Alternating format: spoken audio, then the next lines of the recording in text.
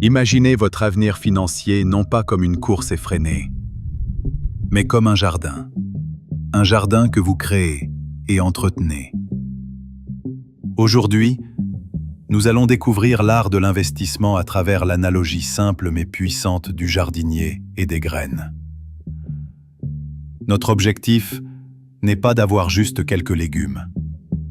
Notre objectif, c'est d'avoir une forêt luxuriante, capable de nous nourrir et de nous abriter pour le reste de notre vie. Mais avant de planter, parlons du danger le plus insidieux qui guette votre épargne, l'inflation. Si vous laissez votre argent dans un simple pot de rangement, votre compte d'épargne, il est en sécurité, mais il ne grandit pas.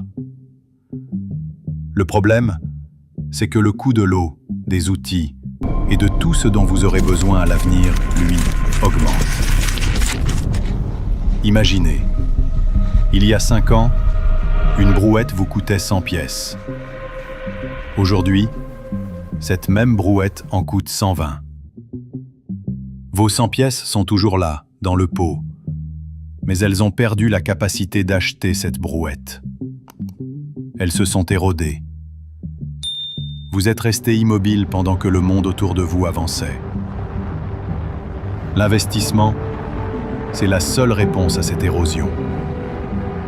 C'est le geste du jardinier qui met une petite ressource, votre argent, dans la terre, espérant qu'elle pousse, se multiplie et porte du fruit. C'est le principe de la croissance composée.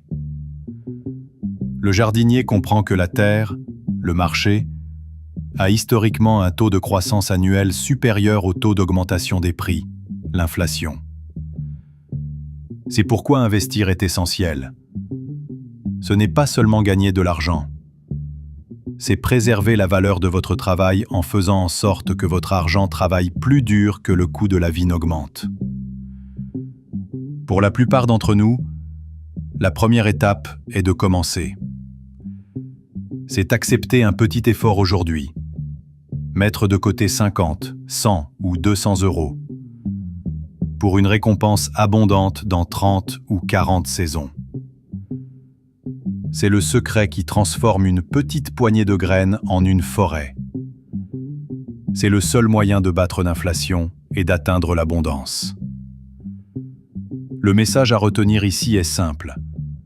Planter tôt est votre plus grand avantage. Le facteur temps est votre terreau le plus fertile. L'argent que vous investissez aujourd'hui a plus de temps pour croître, se multiplier et réinvestir sa propre croissance. Votre premier geste est d'agir. Aujourd'hui est le meilleur jour pour commencer votre jardin. Très bien. Nous avons compris pourquoi il faut planter. Maintenant, la question est, quelle graine choisir? Tous les investissements ne se valent pas. En finance, il existe différents terrains qui offrent des rendements et des risques variés. Choisir où planter est la première décision cruciale du jardinier. Le jardinier doit faire un choix fondamental entre le risque et la stabilité. Regardons d'abord le terrain le plus fertile, mais aussi le plus volatile, le terrain des actions. Planter une action, c'est acheter une petite part de l'entreprise elle-même. Imaginez, vous achetez une graine de l'entreprise TechInnov, celle qui fabrique les meilleures bêches du royaume. Si cette entreprise prospère, si elle innove, si elle vend beaucoup, votre petite graine grandit et prend de la valeur. Mais si l'entreprise fait faillite, si un concurrent la surpasse, votre graine peut mourir. C'est le risque le plus élevé, mais c'est aussi le rendement potentiel le plus élevé. À l'opposé, nous avons le terrain des obligations. Ce n'est pas acheter une partie de l'entreprise, c'est lui prêter de l'argent pour une période donnée. Imaginons que la ville a besoin d'argent pour construire un nouveau pont. Elle vous demande un prêt pour 10 ans. En échange, la ville vous promet un petit revenu annuel régulier, le taux d'intérêt, et de vous rendre l'intégralité de vos fonds à l'échéance. C'est un engagement. C'est souvent plus sûr que l'action, car on vous doit de l'argent. Mais le rendement est en conséquence. Risque faible, rendement potentiel faible, et surtout très constant. Pour résumer visuellement, les actions sont comme une plante grimpante. Elle peut monter très haut, très vite, mais elle est sensible au vent violent. Les obligations sont comme une petite plante solide, trapue. Elle ne grandira jamais jusqu'au ciel, mais elle vous donne un fruit fiable année après année. Le jardinier ne doit pas considérer ces deux options comme des ennemis, mais comme des partenaires. Le jardinier sage ne mise pas tout sur un seul type de sol. La diversification commence par la base. Un mélange de terres fertiles et de terres stables. Selon votre âge et votre tolérance au risque, vous équilibrez votre jardin. Si vous êtes jeune, vous plantez plus de graines d'action. Si vous êtes proche de la récolte, la retraite, vous privilégiez les graines d'obligation pour la sécurité. L'équilibre est la clé. Nous avons parlé de choisir les actions ou les obligations. Mais soyons honnêtes. Qui a le temps de passer ses nuits à analyser chaque graine d'entreprise? Le secret du jardinier futé n'est pas de deviner l'avenir, mais d'utiliser la puissance de la diversification. Le jardinier futé ne choisit pas la meilleure graine. Il achète un sac de graines variées, un fonds indiciel ou un ETF. Ce sac ne contient pas juste une graine de la société Techinov. Il contient 500 graines différentes de toutes les meilleures entreprises du pays. C'est un ensemble diversifié. Si une seule graine meurt, une entreprise fait faillite, le choc est absorbé par les 499 autres. La structure globale de votre jardin reste intacte. C'est la façon la plus simple d'éviter de mettre tous ses œufs, ou plutôt toutes ses graines dans le même panier. Et comment ce jardinier passif plante-t-il? Il utilise la méthode de la plantation régulière, ou achat périodique par somme fixe, DCA. C'est une stratégie d'une simplicité désarmante. Il investit le même montant, à la même date, tous les mois, peu importe si le marché est haut ou bas. Il arrose pour 100 € chaque premier lundi du mois. Si les graines sont chères ce lundi-là, il en achète peu. Si une crise survient et qu'elles sont bon marché, il en achète beaucoup. Sur le long terme, ce qui compte, c'est la quantité de graines que vous accumulez. En achetant régulièrement, vous vous assurez que le prix moyen de toutes vos graines est toujours bon. Vous annulez la nécessité de deviner le marché, une tâche impossible, même pour les professionnels. Le graphique boursier a beau faire le yo-yo, vos investissements réguliers lissent la volatilité. Vous devenez un jardinier qui programme son arrosage, qui laisse son outil travailler et qui se concentre sur l'accumulation, non pas sur le timing parfait.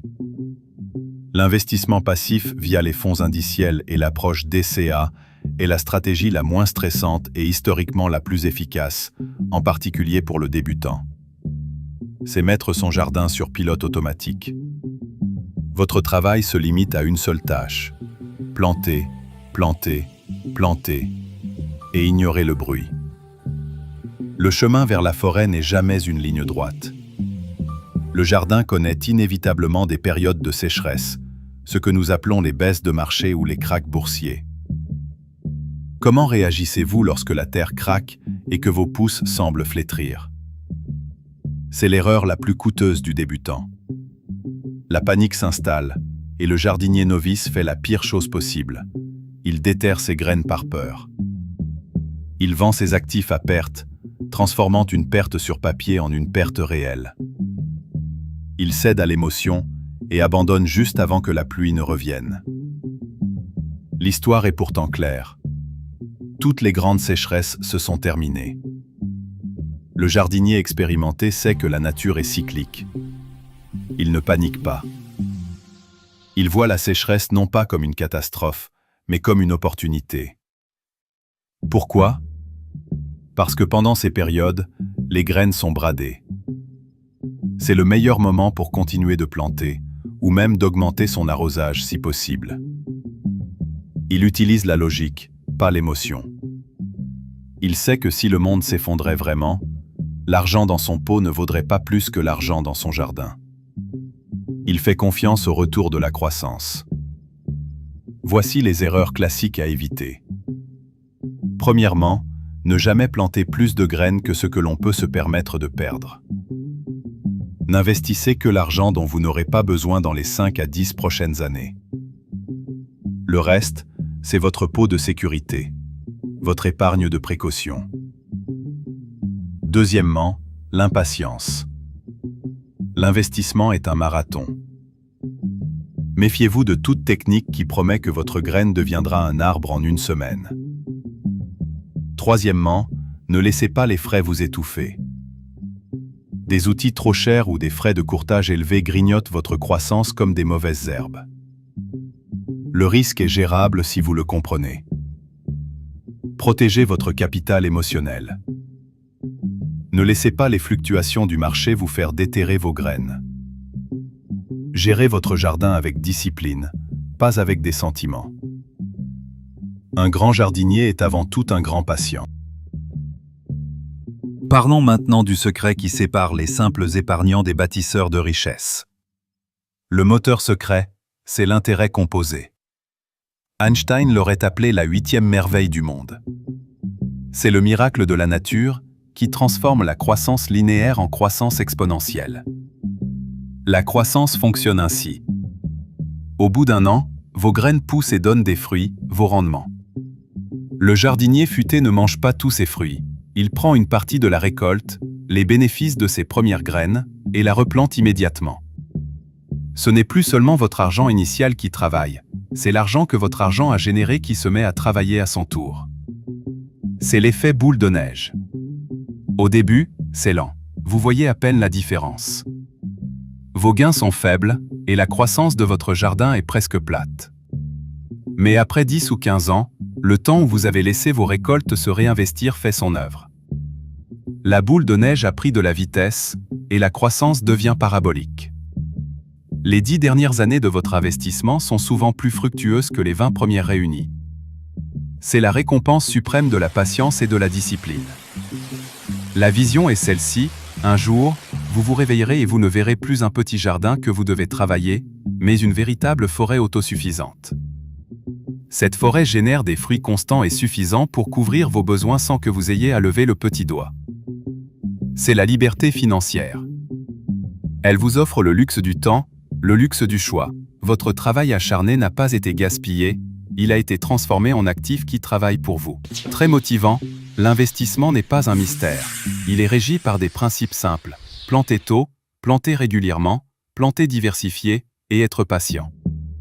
C'est la formule qui a fait ses preuves, génération après génération. Votre avenir financier n'est pas une question de chance, c'est une question de discipline. Prenez cette analogie du jardinier, faites la vôtre, ouvrez votre compte aujourd'hui, choisissez votre sac de graines variées et commencez à bâtir la forêt de votre liberté.